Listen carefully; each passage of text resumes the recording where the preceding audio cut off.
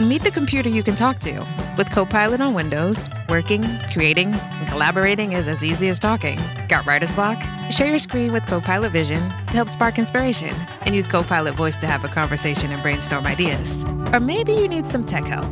With Copilot Vision, Copilot sees what you see. Let Copilot talk you through step-by-step guidance so you can master new apps, games, and skills faster. Try now at windows.com/Copilot. A message from McAfee. I'd say howdy, but I'm not a real cowboy. And I'm not a real alien. We're deep fakes, and because of fakes like us, It's hard to tell what's real. unless you have McAfee. McAfee's scam detector automatically identifies text and email scams. And even deepfake. And it works everywhere, even out on the range. But you're not even a real cowboy. If they're faking it, they're not making it past us. Get award-winning scam detection today. McAfee.com/keepitreal. Rated E for everyone. Includes in-game purchases. Includes random items. EA Sports FC26 is here. Play your way this holiday season with an overhauled gameplay experience powered by community feedback. Enjoy festive upgrades in Ultimate Team with winter wildcards. Take on holiday-themed challenges and manage your career, like navigating the busy Christmas period. And team up with friends and clubs with new tournaments and live events. The club is yours. Give the gift of football with EA Sports FC26. Getting down to the bottom of the trade dispute with the United States. It's something we tried to do quite often in 2025 here at Full Comment. Hello, I'm Brian Lilly, your host, and this is a best-of episode from the 2025 season. I want to take a moment to thank you, the audience, all the listeners, for making it a great 2025 season, and we're hoping for an even better 2026. I'm sure that this issue of the trade dispute with the United States is going to continue to come back. It was one of the main things we talked about all year. We had a discussion with Carlo Dade and Ian Lee about what the America First movement wanted economically. That episode was wildly popular. So too was an episode with Martha Hall Findlay. She's a former Liberal MP, currently director of the University of Calgary School of Public Policy. She's also a longtime critic of supply management and feels that it was a giant mistake for Canada's Parliament to unanimously pass a bill that would say supply management can never be part of trade negotiations. She believes that just a handful of dairy farmers are ruining it for everyone. Here is that conversation. Donald Trump was able to kill off Canada's digital services tax without much of an effort or pushback from Mark Carney's Liberal government in Ottawa. Will supply management be next? And what about Canada's trade future? Hello and welcome to the Full Comment Podcast. My name is Brian Lilly, your host. This week, we want to take a deep dive into trade. Canada's prosperity, as well as our future in some ways, is at stake. The Americans are moving away from their negotiated trade deal with us. We've trying to get tariffs off of that, and there are trade irritants like the digital services tax, which will soon be gone, and of course, supply management.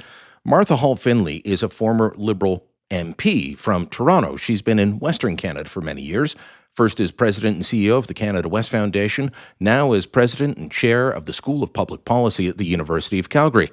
And trust me when I tell you, she's got some strong opinions on supply management and why she believes it needs to go for the good of Canada, never mind what it means for our trade negotiations. We caught up with each other at her office in downtown Calgary on the margins of the Stampede. Here's our conversation. So, Martha, how do you view things right now? Is Canada in a trade war? Are we at a hinge moment, as Prime Minister Carney likes to say? That's one of his favorite phrases. Are we just dealing with a transformational president, for good or for bad, who is out to adjust the global trading system? I think it might be a bit of all three. There's no question that we have a moment in time right now for Canada. It's interesting. I mean, I struggle with saying thanks to Donald Trump in the same sentence, but there's no question what's happened south of the border has really forced an awful lot of Canadians and therefore Canadian politicians, but forced an awful lot of Canadians to have a much better, maybe more realistic look at our own economic situation. So we have two big problems. One is, we are significantly dependent on the United States, and we have not diversified enough to expand those opportunities and just take away from the United States as a market, because geography will dictate that will always be a huge market for us. But we have really not taken advantage of the opportunities in the Indo-Pacific, for example, or in other parts of the world, partly because the United States has been so easy for us. But Donald Trump has clearly made an awful lot of people realize maybe that reliance on the United States needs to be looked at carefully and force us to look at other opportunities elsewhere. In addition, not to move away too much from the States. But the other thing is a realization that our own economic house needs some real work. Our productivity numbers are terrible.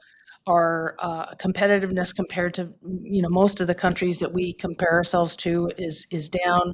Investment has been challenged for a long time. I would say not just the last 10 years. I would say we've struggled the last 25 years for a variety of reasons. So this isn't just it's not a partisan comment. I think we just have had some real challenges in Canada for 25 years. Is this a hinge moment, as the Prime Minister likes to call it? There's no doubt in my mind this is a moment for Canada, right? Whether it's how do we do better in terms of our relationship with the United States? How do we avoid tariffs? How do we enhance that kind of economic engagement? Whether that's with Trump or a successor to Trump, or what happens after the midterms, whether he becomes less powerful. The fundamental is we still need to work very closely with the United States, and we've benefited from that open trade. We should work to continue to do that. But we also have an awful lot of work in Canada to get our house in order, and this is a moment in time for us. We've had clearly challenges in building infrastructure. We are a trade-dependent nation. We are therefore dependent on trade infrastructure, and we have not invested, whether it be ports, whether it be additional rail, whether it be, yes, even more highways, whether it's pipelines. Absolutely, we have not done a very good job in the last quarter century of building the infrastructure that a trade-dependent country depends on. And so is this a moment in time for Canada because we've been forced to recognize our economic challenges? Absolutely. Are we in a position to take advantage and finally work at getting things right? I sure hope so, but we're in early days so far. The words are sounding good, the language is good, but as we've seen too many times, words don't always get followed up with action. And so here's, really hoping that we'll see action finally to really get this country back onto the road of the prosperity that we really ought to be able to see. You mentioned in that answer about diversifying trade. I looked at some stats from a while back, and in the 1890s, when Canada was very much a part of a very big and burgeoning British Empire, we sent about 61% of our exports to either the UK or countries of the empire. And we were also reliant on them for defense. Now we're reliant on the United States for defense, and we send more than 75% of our exports to the United States. So did we just trade one empire for the other that we're reliant upon? Oh, goodness. I had not have thought of that. That's an interesting question. Well, one, I'm not sure it's a question of reliance. I think it's more a question of opportunity. And of course, over that period of time, the United States became way bigger, way more powerful economically. But also, if I remember correctly, there were significant there were barriers perhaps to trade. I'd have to go back and look, but there were certainly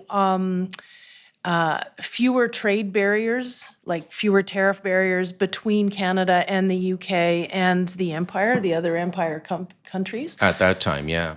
So that might have also been a part of that. But look, we're not that big. We're obviously geographically very big, which does create certain challenges for us, but we're not very big, and we're sizable economically, but compared to the United States, we have no choice but to recognize that we are not their equal. We will not be their equal economically. We will not be their equal militarily.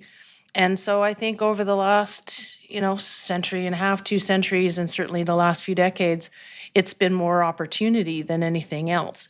There's no question now, given some of Trump's sloganeering and language, that the comfort we've had with that relationship has been put on edge.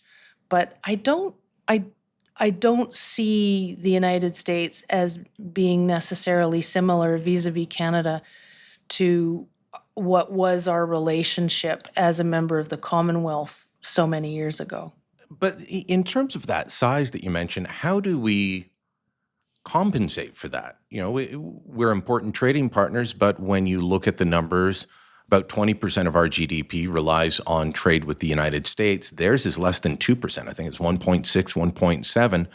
And we see that with the backtracking on the digital services tax, which, by the way, I think was the right thing to do. I think Prime Minister Carney played it horribly by saying, oh, no, we're moving forward with it. And then, less than 2 hours before midnight, when it's about to kick in, says, we'll get rid of it. But getting rid of it was the good idea. But on other issues, we're just going to face the fact that they have an awful lot of power. I'm not going to use Trump saying that they have all the cards, but they've got an awful lot of power over us and leverage. They absolutely do. But I can't resist. But on the digital services tax, we should, as Canada, we should have waited and kept with the much larger group of countries that were trying to work on this collaboratively. Our decision a couple of years back to go it alone, which a couple of other countries have as well, but for Canada to do that set us up for a problem. It has been an irritant with the Americans, not just Donald Trump, right from the time we said we're not going to wait for this other group of countries. The OECD countries. Exactly. So, my preference would have been not to have gone down that path in the first place and then having to rescind it and of course it's not rescinded, right? It's just, we're not charging it. They've promised that they'll bring in legislation to rescind it. But Yes. You're right, it is still on the books. But, in terms of strategy, if they had announced the week before it was supposed to come into effect, look, we're going to put a pause on this. It still could have been a bargaining chip. And what I kept hearing from Liberal MPs and insiders was, well, we're using it as a bargaining chip to try and get something bigger. That's why we haven't gotten rid of it. But, we'll get rid of it, but not yet because we need it for bargaining. And then they gave it up with getting absolutely nothing but a resumption of talks in return. Well, I'm not hearing that it was for nothing. And I don't know, Brian. There's an awful lot going on behind the scenes that neither one of us is privy to. My understanding is that there is a lot more going on behind the scenes. That there may have been some bargaining. Who knows? There might have been some of this discussion at Kananaskis. But digital services tax. My views on supply management. Oh, we'll get into that in a bit. That's on the list. Can we please? Because my gosh. But I think there's a real, with all of this, there is a moment now for Canada to actually do the right things for Canada, not just for Donald Trump. We shouldn't be just playing around and it's not playing. We shouldn't be reacting and trying to figure out how we can best Donald Trump. We're not going to economically. The best way to deal with the fact that we have an elephant to the south of us is first understand that we have a relationship with an elephant, and that comes with some opportunities and it comes with some challenges, without question. Being pragmatic is probably the best strategy Canada could embark on. When you talk about that trade imbalance, though, there are a couple of nuances. A big amount of that trade that we have with the United States, or our exports to the United States, is of course oil, right? And they need that oil. The Gulf Coast refinery complex needs Canadian oil. It's all set up for Canadian heavy. So there's definitely some power, some influence there. It may, maybe not long term, but right now that is a bit of a bargaining. I wouldn't say it's a bargaining chip because we're not going to cut it off, but it's a recognition that there are certain strengths and weaknesses that are a little more nuanced than just the top level trade numbers. The other thing, though, but just to finish, the other thing is that that trade balance that Canada has with some of the states, like 30 different states of the United States, actually do trade heavily with Canada. And so I've been saying this right from the beginning. Our best allies in dealing with Donald Trump's tariff nonsense are in fact Americans. They're the Americans in a number of those states, a number of the manufacturers that are now being hurt by some of the tariff impositions. If you're dependent on Canadian steel and aluminum, your prices just went up. And so you're going to be not happy about that. The biggest allies we have, the biggest strength we have right now is frankly with a whole lot of Americans, especially in those states and especially in those manufacturing sectors who are hurting more from Donald Trump's tariffs than we are. Yeah, and I think that Ontario Premier Doug Ford has been very good on that, working those connections, going to the meetings with governors and pointing that out. It's going to require the Americans actually making that point in Washington to the audience of one, but it helps that the conversation is there. But you mentioned about oil, and we're not going to cut it off. So this is where I'm going to tap into your roots as an Easterner, now in Calgary. So I get the position of Alberta Premier Danielle Smith. This is a non-starter. I get it, politically, economically, so many reasons. But out east, you listen to an awful lot of the commentary. Why won't they just cut it off? They're not on Team Canada. They don't care about the country.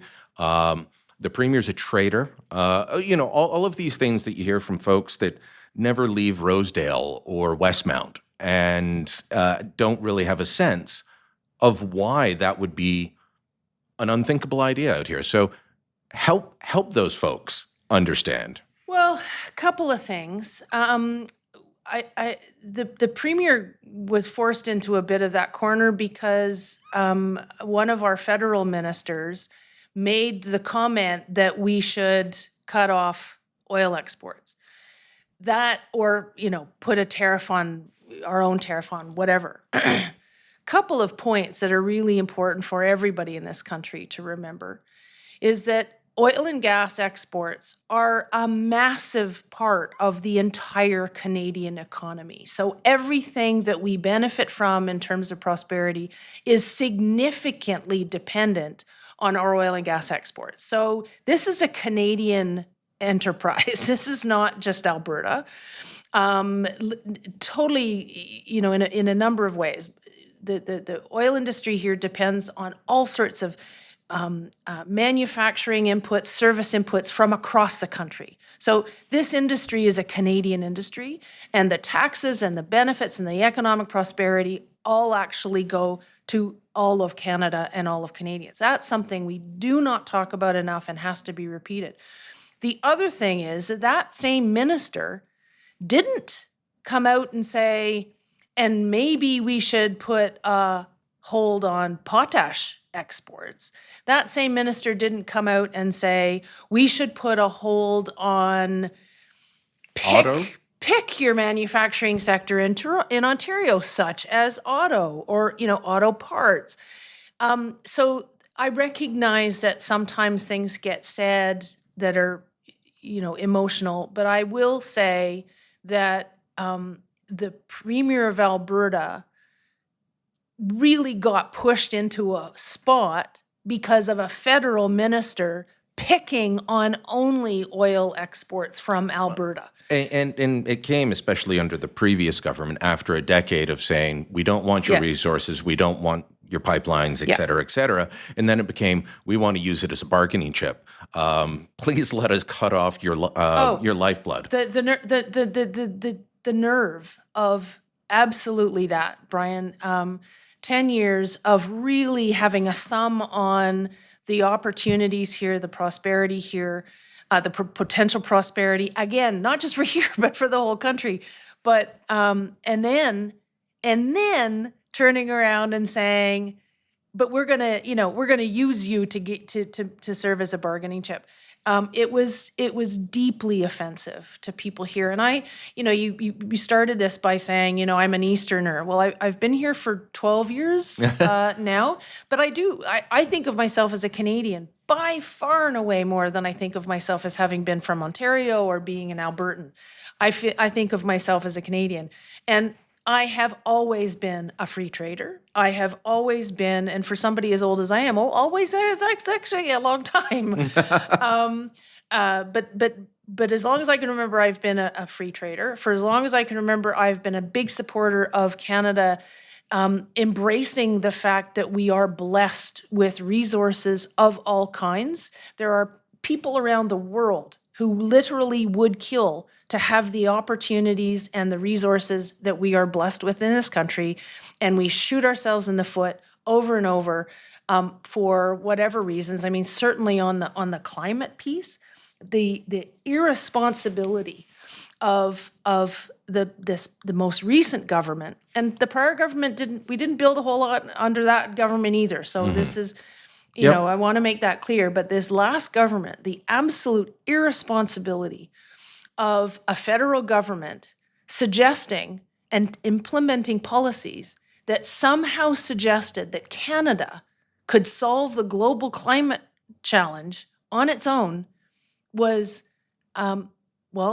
irresponsible. It just very frustrating. There were proposals put forward to help reduce global emissions by using Canadian oil and gas, letting LNG exports replace coal, and that was laughed at by the Trudeau administration. No, we can't do that. We just have to lower Canada's emissions, not worry about what's happening in India and China and South Korea and places that wanted our product. The focus, and there's so much ideology there. And let me be clear about one thing. I hate it when people say that. I always try to be clear. It's like, let me be honest here. Well, I gonna try to be all the time.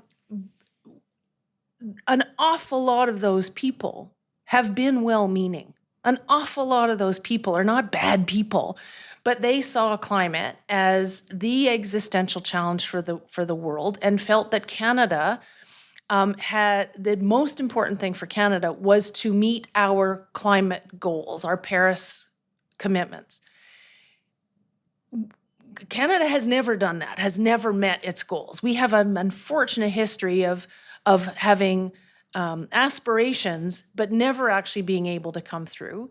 And knowing that what was happening in China and India and in other places all around the world, that somehow Canada could, on its own, by meeting our Paris commitments, have any kind of realistic impact on the global climate change challenge was completely nonsensical. And that's why I say I think, you know, the politicians suggesting that we could do that, and at the expense of Canadian economy, Canadian prosperity, was irresponsible. It's well-intentioned, but we unfortunately have for 10 years been shooting ourselves in the foot so that a few people could pat themselves on the back. And what we're seeing now is a much greater recognition, ironically, from one of the most vocal and influential people in the climate change challenge world. You're talking Mark Carney. Mark Carney. You know, I give him full marks for recognizing he's now Prime Minister of Canada. And as John Manley likes to say, and I think he's absolutely right, natural resources, this is our family business. Mm-hmm. And Mark Carney's now, he's kind of the head of the family. And so his first responsibility is to this country. And he's recognizing Canada's not going to solve climate change. We can play our part. We're still, you know, I was part of the Pathways Alliance, the Oil Sands Pathways Alliance to reduce emissions. The industry has been reducing emissions per barrel dramatically over the last number of years anyway. Those are really good goals. But I give Mark Carney full credit so far because the words are right. As I said earlier, we need to see the actions.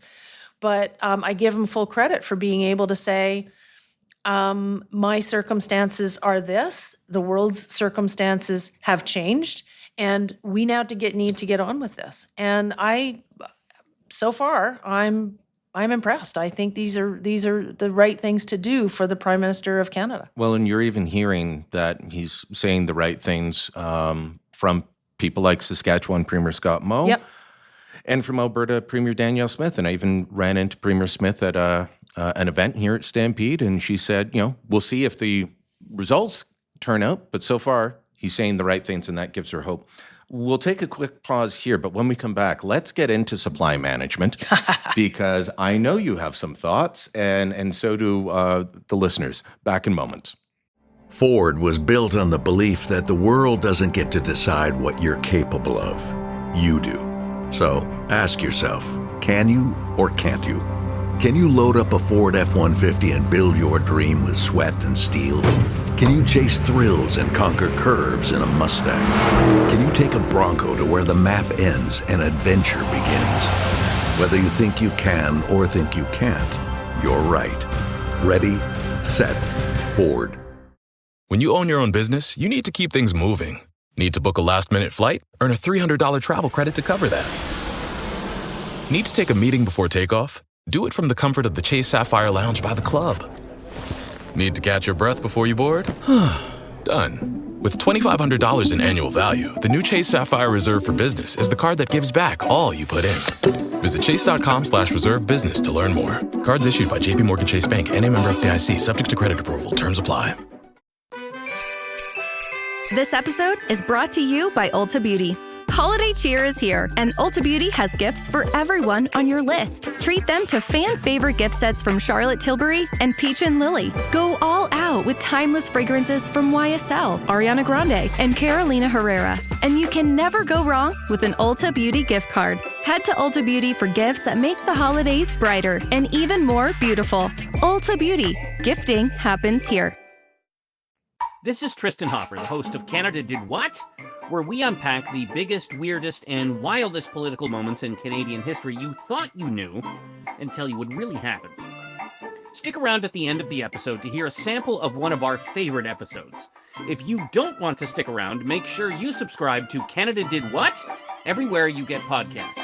So just before we entered into these new negotiations with the Americans to try and get a different trade deal, a new USMCA, a new CUSMA, whatever you want to call it, we decided to pass a bill put forward by the leader of the Separatist Party, Yves-François Blanchet, to say that Canadian diplomats and trade negotiators were forbidden by law from talking about supply management at all. Not dismantling it, but talking about it. Now, Martha, you've got a track record on supply management, but my discussions with the Americans, including Ambassador Pete Hoekstra, is they don't want to get rid of supply management, but they do want greater access for their producers, whether it's a bigger quota or something, and they just feel like we try and use supply management to block them at every turn. Can we negotiate away some quota, or should this system just be dismantled? Wow. A lot of parts to that. I'll take a couple of bits, just one at a time. So first, we already have a deal with the United States. It is the USMCA, CUSMA, NAFTA, the new NAFTA. We have a treaty, a trade deal with the United States. It is the law of all three countries, because remember, it includes Mexico. So it is very dangerous to talk about negotiating a new deal or whatever, because in some way, like language matters. In some ways, that kind of language only feeds into Donald Trump's view that he can just throw it away, because he can't. I mean, he clearly has been throwing it away since he brought in the tariffs on Liberation Day. So that said, we have the realities of a president who seems to be getting away with executive actions without the consequences and without the enforcement of the legal constraints that he really should be facing. So there's a whole bigger question there, but that is the practical challenge that we're facing now. But I think it's worth repeating that we do have a deal.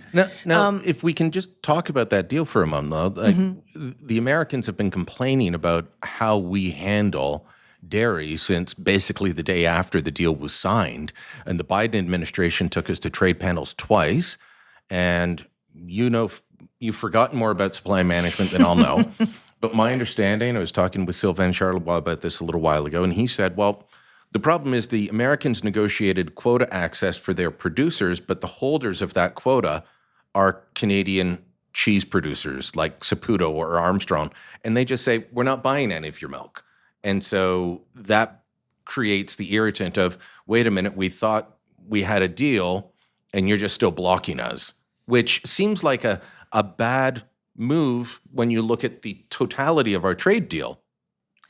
So, there's so many parts to this. So I don't disagree with any of that, but the issue is much, much larger than some frustration that maybe the deal wasn't clear enough, or that the Canadian side has been not adhering to it completely well. I don't disagree with any of that, but the issue is much larger, and it's not just the Americans. The entire world is frustrated with Canada's supply management regime, because it basically enforces ridiculously high tariffs on any dairy, poultry, and egg imports into Canada. And so that's frustrating. I mean, we're not a tiny market. We're sizable, and producers around the world get frustrated when we go to negotiate trade deals like our trade deal with Europe or the Trans-Pacific Partnership trade deal. The people are pretty frustrated with Canada, because we say, sure, we'd love to have free trade, but oh, by the way, you can't sell us in effect, you can't sell us cheese, milk, eggs, yogurt, ice cream. So it's a much larger issue. Parsing out a couple of the things you said. One is this new bill that is about to achieve to get royal assent, that was brought in this new government, as you said, by the Bloc Québécois. And passed unanimously, though. And passed unanimously in the House. The last government, just before the last government ended, there was a similar bill that had been put forward by the Bloc Québécois that achieved almost, I don't think it was completely unanimous, but almost unanimous consent in the House, Bill 282. It then went to the Senate. And the Senate, and I want to do a shout out to a couple of senators, Peter Harder and Peter Beam, who did yeoman's work in getting the Senate to do what the Senate is supposed to do. Sober second thought. The Senate hearings, the Senate committee worked on this. It had tons of investigation into the issue. Importantly, it was not actually to be a referendum on supply management. It was the concept of carving any sector, any part of our economy out of any future trade negotiations is something no country in the world has ever done.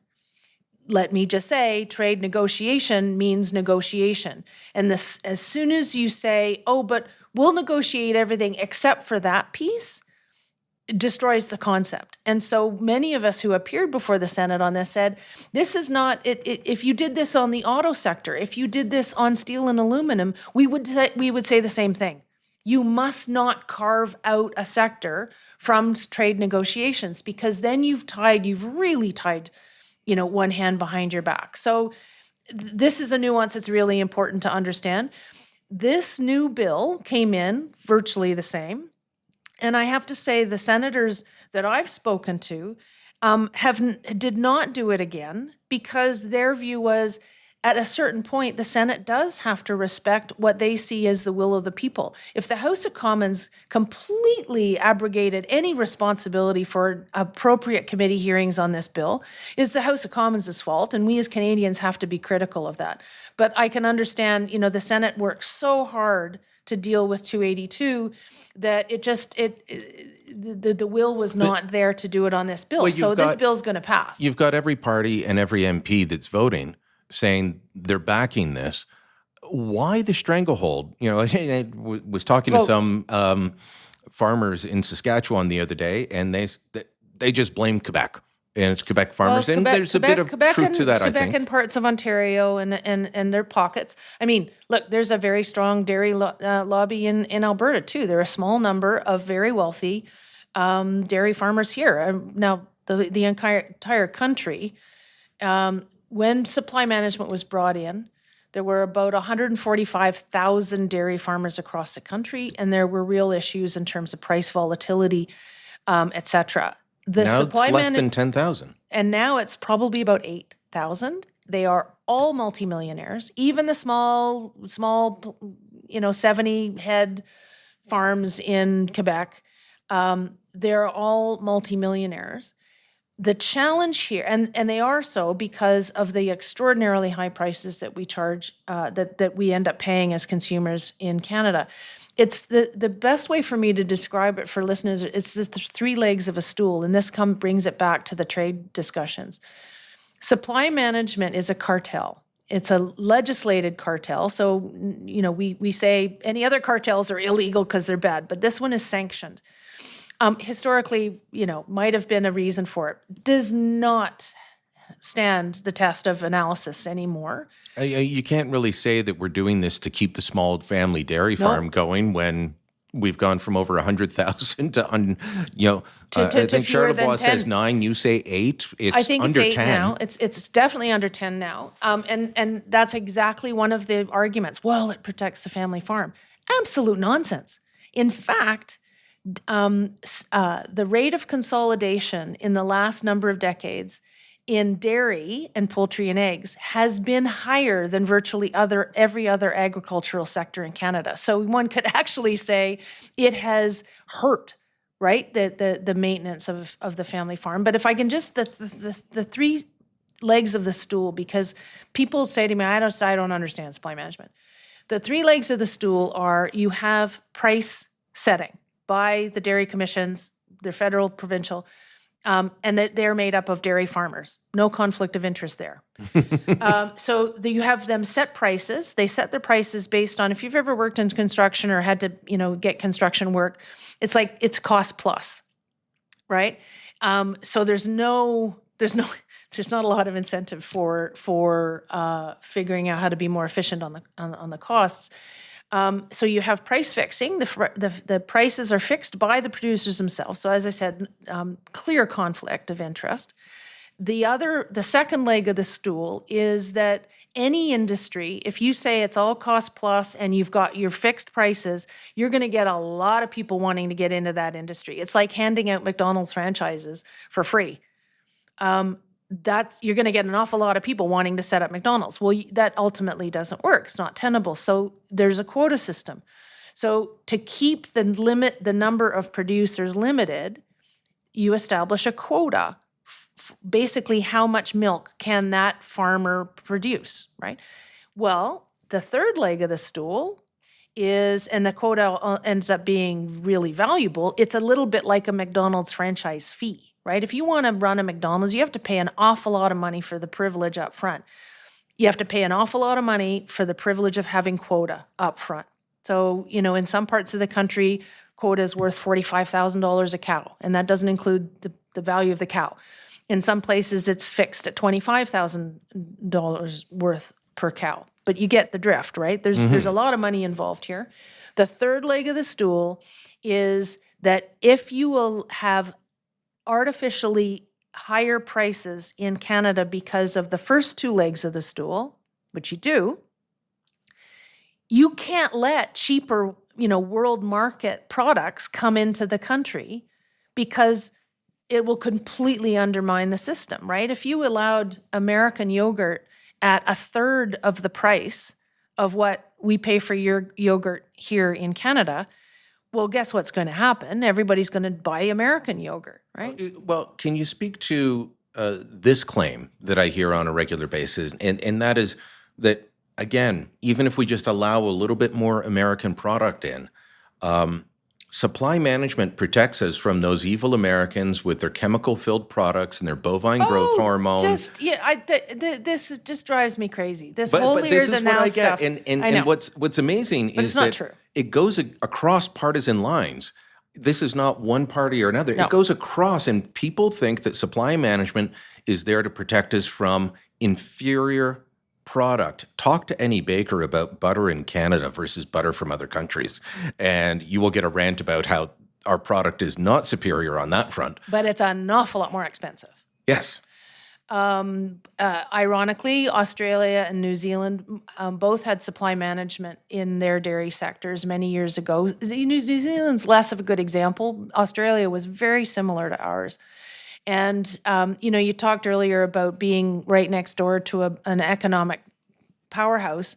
Australia is really close to China. And it was recognizing that its economy needed to become a lot more competitive. In the early 2000s, they implemented policies to actually ensure Australian, the whole economy, it wasn't just dairy, but the whole economy become much more competitive. As part of that, they actually got rid of supply management.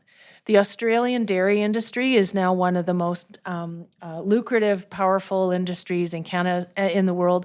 New Zealand does really well too. You'll hear, Canadian farmers saying, "Well, the climate's different," and honestly, it drives me crazy because some of this is all just. I don't want to say nonsense because that's a little harsh, and I don't want to be flippant. These are not truths. How can we get rid of it, though? And so here's the thing.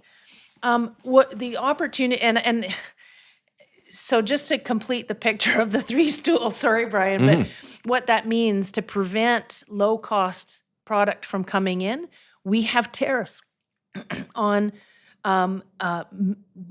milk, dairy products, poultry, eggs, for any other producing country in the world, including the United States, of up to almost 300%. That is to make sure that we don't get that cheaper product coming in because you add the tariff on and then it becomes comparable in price. So, we basically have built a wall around Canada. The response from the rest of the world is, well, you can't sell us your dairy because, that's how the World Trade Organization rules work. You can't suck and blow. You can't keep yours protected and then come in and sell in ours. The other challenge is because we've made ours so expensive, there isn't a market internationally because that we can't compete, which is such a shame because we have in Nova Scotia, let me just pick on Nova Scotia, there is a really fantastic cheese, artisanal cheese manufacturing sector in Nova Scotia, for example. But that stuff is so expensive. It wins global awards. Some of those cheeses, and Quebec too, Ontario, other parts of the country, but they're limited to the Canadian market, which is a real shame. There was a Lancaster cheddar from Lancaster in Ontario that won World's Top Cheddar a few years ago. Yes. And the rest of the world doesn't know it because they can't. And you can barely get it in Canada. There you go. So let me go back to, if I can, to the opportunity. A couple of big dairy companies in Canada. One is a cooperative owned by, the irony here just kills me, owned by Quebec dairy farmers, Agripour, now produces more American milk than produces Canadian milk. Because they bought into American dairy? Because they knew that if they wanted to expand into other markets, which most successful businesses see as opportunities, they had to actually go outside of Canada and set up shop in Agripour's case in the United States. What really is frustrating about that is that the Quebec dairy farmers that own it, they keep their wealth in terms of the Canadian market with inflated prices. But for the Agripour, the company, to go into the United States and process more American milk than Canadian milk, those are American jobs, not Canadian jobs. So we've in effect exported jobs into other markets. Saputo is a Quebec dairy company. It's one of the largest dairy companies in the world, has massive operations in Australia and elsewhere for the same reason. So, good on them. That's fantastic. But we make good milk here. We could be making a lot more milk here for those export markets, but we can't because of the rules, because of this very inward-looking, we need to protect our cozy little arrangement here at all costs. The key is we could do this. Australia got rid of supply management. As I said, that industry is now one of the world's best. How would we do it? If we were going to do it, how would it happen? Because another argument I hear is, well, the banks have so much money tied up in loans for the quota that it would be too expensive, or if you just didn't compensate for the loans for the quota, that you would effectively take a real hit for the banks. No. So this is what Australia did. I mean, the first premise is you can't jeopardize the farmers and the producers who, based on having quota, borrowed money to build barns, borrowed money. You can't do that. That's unfair. So how do you compensate the existing quota holders in a way that allows them to not, be jeopardized financially, but in a way that also doesn't cost the Canadian taxpayer billions of dollars? Now, you hear the number floating around. If you just multiply the quota number by number of cows, $30 billion. It's not that much. I've done a lot of work on this. We had an MPP student from the School of Public Policy do some fantastic work. He graduated, I guess, 2 years ago now. Some fantastic work with much more updated numbers. The number would probably be about $8 billion, in that range. Now, that's not chump change. That's a lot of money, especially at a time when Canada is making a whole lot of financial commitments on military and various other things. But what Australia did, and this was the genius of the Australian approach. And remember, this was not Australia just focusing on dairy. This was Australia recognizing it needed to be a lot more competitive. It had big economies around it growing, like China. Oh, does that not sound familiar? That maybe this is a moment in time for Canada to actually, in all of its sectors, become more competitive? But on dairy, what the Australians did is they used the system itself to build the fund that actually paid out the quota for the farmers. And so over the course of, it was either 20 or 25 years, they said, they determined what the number was that would have to make the farmers whole. They then said, okay, X, say 10 billion. It wasn't 10 billion, but for the sake of argument, if they said $10 billion was what they were going to need to make the farmers whole, basically paying out their quota and making sure that they could get more on their feet to be able to compete internationally. It's hard because on a podcast you can't see my hands, but if you say the supply managed price was $10, the world market price was $5, they increased the cost of a liter of milk by 11 cents from the $5, so $5 plus 11 cents. Those numbers are not real, but the 11 cents is. But I'm trying to do the graphics here. For that 11 cents per liter produced for 20 years was the source of the money to build the fund to buy the farmers out. So yes, did it cost so it wasn't across taxpayer base, it was consumers. But the consumers, if they didn't do the consumers were still going to be paying $10. If the consumers were paying $5+, that was still better than paying $10. And over 20 years, that actually managed to ensure that the farmers in Australia were made whole economically. Did everyone stay in the industry? Did everyone manage to sort of rally to this and compete? No. Some of the dairy farmers in Australia sold out to others. There was some consolidation. That's not a bad thing. Like I said, the Australian industry is now a powerhouse globally, which has benefited the Australian dairy sector. Like it's an opportunity for Canada. So for me, it's not, we need to get rid of supply management because supply management is bad. And, it's made a very small number of people ultra wealthy at the cost of consumers, which is true. But it's also a shame because we are depriving our own dairy farmers and the dairy sector and the producers from using more Canadian production, building Canadian jobs to be able to participate in the global marketplace.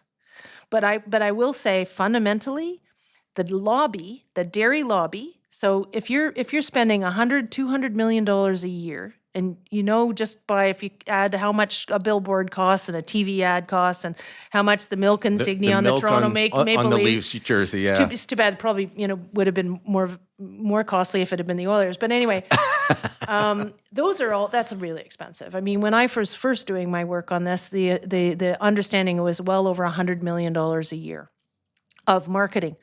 Well, that's you and I are paying for that, right? Because of our inflated dairy, poultry, and egg prices. But the people who benefit from that, the lobbyists, the marketing people, the ad campaign people, they all have a vested interest in having the dairy farmers themselves believe that supply management is sacred, and they also have a vested interest in making sure, because the dairy farmers will spout these lines even if they're not true, but they've been told them. There are some dairy farmers, by the way, who behind the scenes are actively working to get rid of supply management for these very reasons, because they understand what they're missing. But they have to be extremely quiet about this, because it's a tough. There are people who are very, very strongly intent on keeping this system because they benefit so much from it. But then that's by far the most active lobby on Parliament Hill. So even though behind the scenes, many of those politicians who voted for that bill agree that supply management needs to go, they vote for it because they say they don't have the votes. And the industry, the lobby, has a vested interest in making sure that those politicians continue to believe that there are simply too many votes in support of supply management. So we need the Canadian public to understand the realities of this much, much more. If I can, right now, every other sector in this country, automotive, whether, the big three, auto parts, canola, beef, aluminum, steel, all of the aluminum and steel industry in Canada is now under tariffs, and they are suffering. Part of the reason is that we have this extraordinary need somehow to protect supply management, but the cost, what do we give up? What does every other sector give up? If we were able to say, the Americans, I think you're absolutely right. They're not saying get rid of supply management. They just want some greater access to the country's market. But we need to get rid of supply management for Canada's sake, not for Donald Trump. But right now, because we are holding on to it so dearly, the negotiation on every other economic sector is harmed. Well, I'm sure you've heard from the same people I have who have been part of the past negotiations in the last Trump administration and are being consulted now from various industries. They will tell you straight up, maybe not on the record, but they will tell you straight up that the dairy lobby could scupper the entire deal and hurt every other industry. Well, this recent bill is hugely problematic. Even as I said before, even if it weren't dairy, excluding any economic sector from trade negotiations is a problem. But our keeping supply management as a system, absolutely. I mean, I'm in Western Canada. The beef farmers, the canola people, everybody. The corn people in Ontario, corn farmers who have expanded into the United States simply because they can't afford the acreage in Ontario because of the inflated costs of that acreage, because of the artificial wealth of the dairy industry. I mean, I'll say something that's not popular though. Isn't Canada overall a protectionist country? While we scream about the Americans and tariffs and different things, beyond supply management, we protect our banks, we protect our telcos, our media companies, and it's a long list of thou shalt not trade in this. Well, foreign ownership restrictions are a bit different. I mean, there's nothing to prevent Verizon from coming in and setting up shop in Canada. We don't prevent. There are lots of banks that come into Canada and operate. What we do restrict is ownership in those companies, and that's a much different conversation.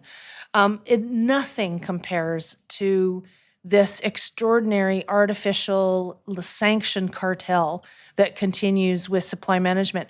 My hope, Brian, is that what's happening with Donald Trump and the Americans, and let's face it, there are a lot of people behind Trump who also I mean, supply management was a frustration for Obama, was a frustration for Biden, it was a frustration for, it's been a frustration for decades.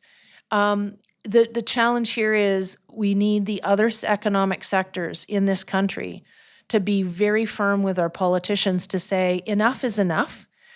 We know that there's actually real benefits to getting rid of supply management for Canada, for Canadian consumers, and ironically for the Canadian dairy, poultry, and egg sectors in terms of potential global opportunities. But we're ignoring those and hurting all of our sectors in all of these trade negotiations.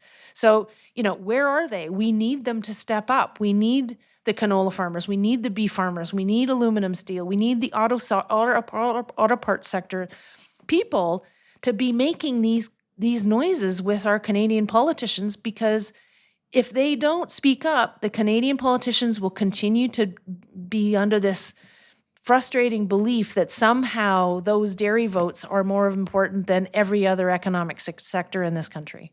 Martha Hall Findlay, thanks so much. Oh, my pleasure. Full Comment is a Post Media podcast.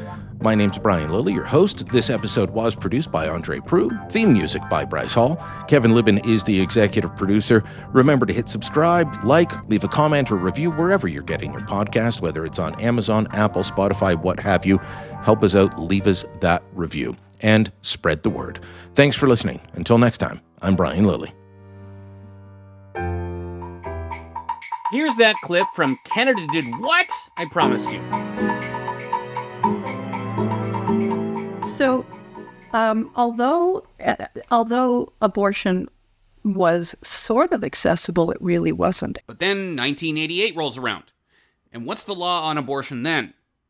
Suddenly, there wasn't one. Literally no restrictions existed in 1988. Abortion went from heavily restricted to completely unrestricted almost overnight. There was no referendum on this. There wasn't even an act of parliament. This whole thing is due to a somewhat surprise decision out of the Supreme Court of Canada. And it came about in large part because of one man, a Canadian doctor who had been relentless about running illegal abortion clinics since the 1960s and was determined to overturn the laws prohibiting the practice. Along the way, he endured multiple arrests, constant raids, a jail term, a firebombing of his clinic, an attack by a fanatic wielding garden shears, the approbation of virtually his entire profession, and frequent death threats. If you want to hear the rest of the story, make sure you subscribe to Canada Did What? Everywhere you get your podcasts.